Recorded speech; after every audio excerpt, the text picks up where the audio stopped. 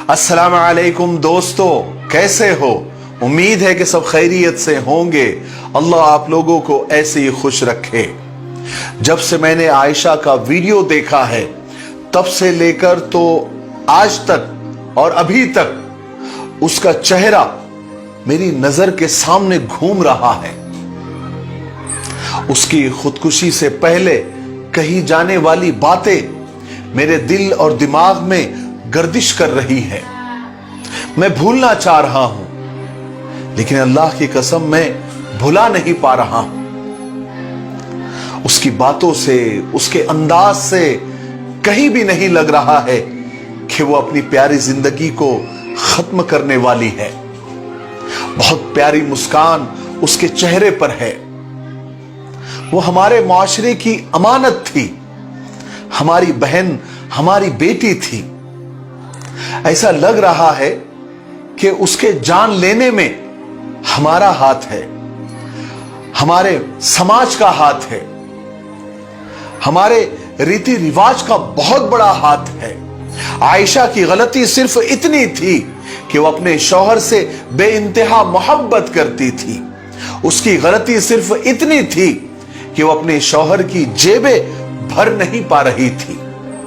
उसके पैसों की नाजायज ख्वाहिशों को पूरा नहीं कर पा रही थी और उसका शौहर ससुराल के पैसों से अपनी डिमांड और अपनी नीड पूरी करना चाहता था।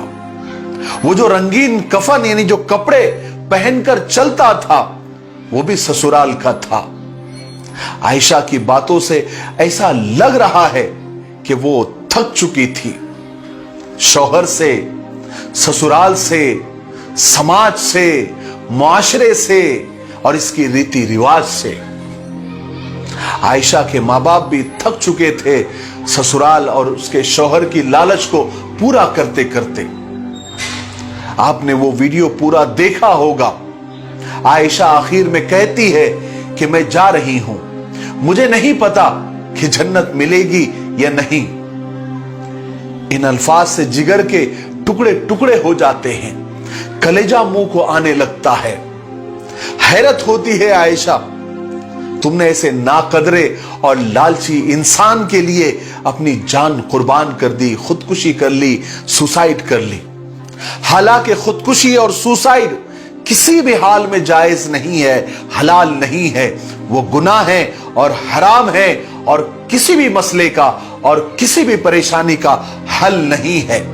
ये खुदा से नाउम्मीदी है।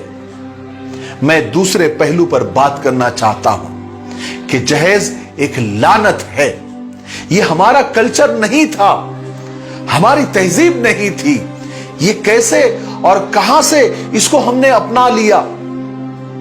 लड़के के माँ बाप जब लड़के नाम की मखलूक की मंडी सजाते हैं तो उनका रेट कार्ड और उनकी प्राइस लिस्ट इतनी हाई होती है कि लड़की खूबसूरत हो, पढ़ी लिखी हो, एजुकेटेड हो और सबसे बड़ी बात अमीर हो, दौलतमंद हो, जो मुसलसल इनकी 7 पुश्तों की ख्वाहिशात को और इनके पेट के जहन्नम को भरते रहे। क्यों भाई? कहां लिखा है? कौन से मजहब में लिखा है? क्या इस्लाम में या इस्लाम की तालीमात में ये लिखा है? हमारे नबी की जबान से कभी जहेज का नाम निकला है? क्या कुरान और हदीस में कहीं आपने पढ़ा है? फिर तुम कैसे इंसान हो ऐ जहेज लेने वालों? तुम कैसे भेड़िए हो? तुम कैसे हैवान हो? तुम इंसान की शक्ल में इंसान नहीं, तुम एक खूंखार दरिंदे हो जो मासूम बेटियों की जान लेते हो। मेरे नौजवानों, तुम अपनी दुल्हन, अपनी बीवी के लाए हुए बेड पर बैठकर उसके साथ जीने मरने की कसमें खाते हो। क्या मर्द की गैरत इस बात को गवारा कर सकती है?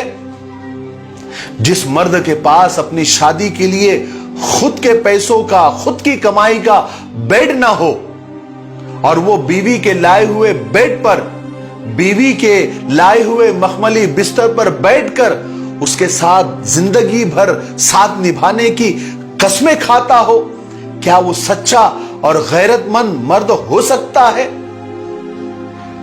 और लड़के के मां बाप को देखिए, बाल सफेद हो गए, कब्र में पैर लटके हुए हैं, मगर उन्हें बहू खूबसूरत, पढ़ी लिखी और सबसे बड़ी बात अमीर घराने की चाहिए।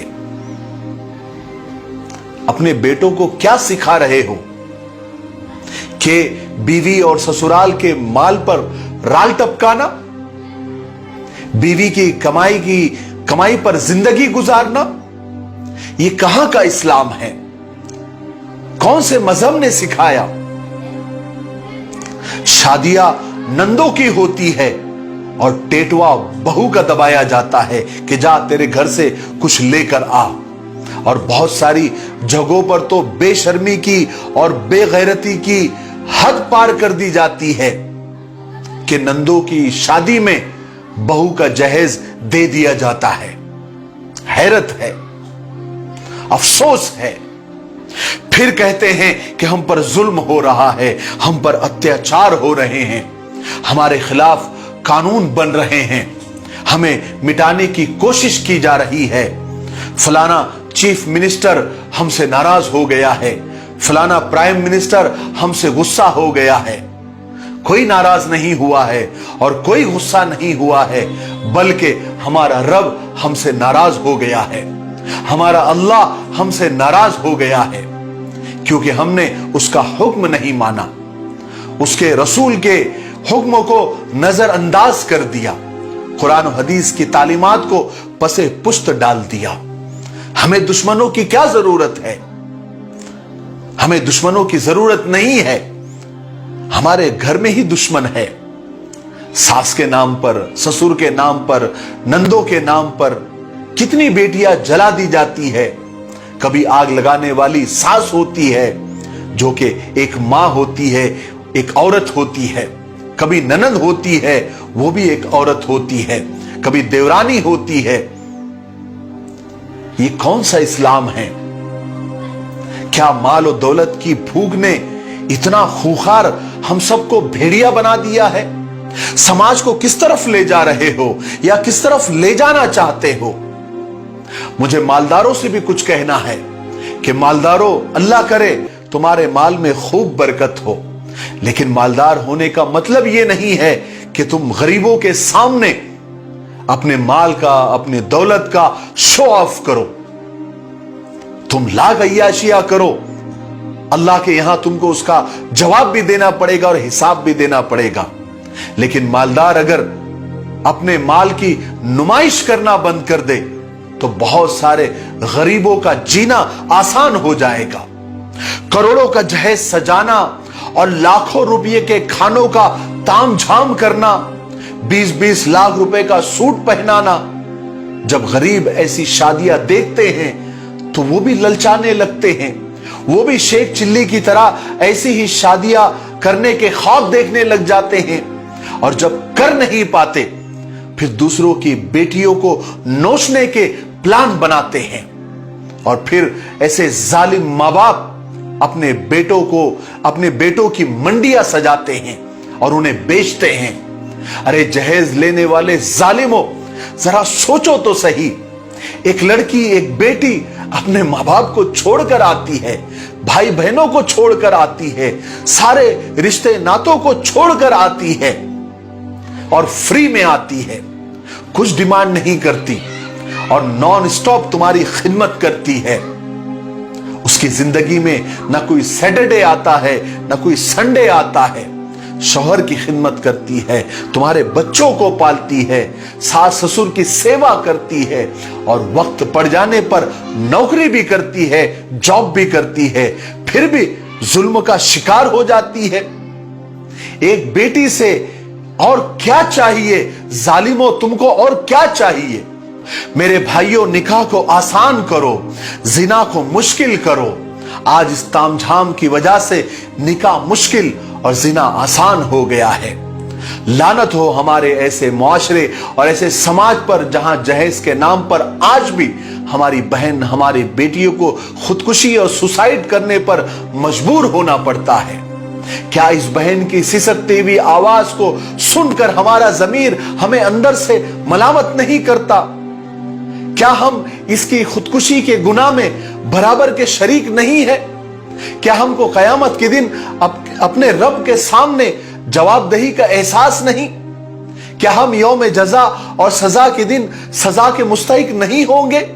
फैसला हम खुद करें। जब तक महंगी शादियों और जहेज के लेन देन करने वालों का सख्त बायकाट नहीं किया जाएगा, तब तक ऐसे हालात पेश आते रहेंगे। जो लोग जहेज लेने या देने वाले होंगे, उनका निकाह ही न पढ़ाया जाए, न उनकी शादियों में शिरकत की जाए। जिनके बारे में यह मालूम हो जाए कि वो जहेज का लेन देन करते हैं या जहेज का लेन देन किया हुआ है, उनका सख्त सोशल बायकाट कर दिया जाए।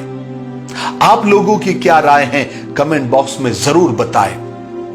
और दुआ करते हैं हम सब मिलकर कि फिर कोई आयशा सूली पर न चढ़े, फिर कोई आयशा पानी में न डूबे, फिर कोई आयशा आग में अपने आप को न जलाए।